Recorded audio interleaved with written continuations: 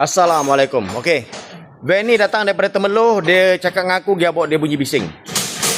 Tapi bila sampai kat sini, aku tengok dekat cermin ni semua minyak ni. Ni semua minyak.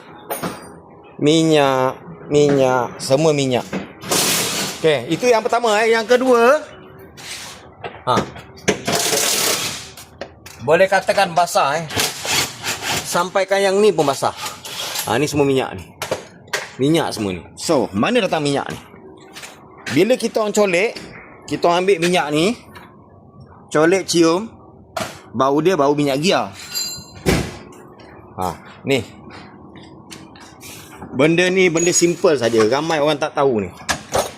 Ni tengok Nampak basah Semua basah kat sini, basah.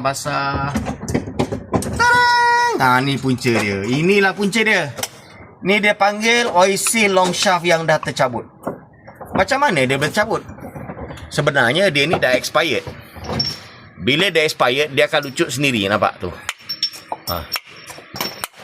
Jadi minyak dalam gear ni terbang keluar semua. Terbang semua sampai atas tu. Jadi benda ni sebenarnya boleh je tak tercabut kalau pomen tu berbogam. Tapi ini dia ikut, orang kata dia ikut standard. Dia tak bogam, dia pasang saja macam ni. Sebab kalau dia baru, getah ni masih lembut dia akan grip dekat gearbox ni. Tapi kita boleh je buat satu inisiatif, kita tambah gam. Jadi sebenarnya benda ni semasa dia tercabut, dia dah mengeluarkan bunyi dah pun. Dia akan bunyi macam tu. Kalau makin laju makin bising. Tapi mungkin kadang-kadang orang tak boleh detect bunyi ni. Macam bunyi boleh keluar.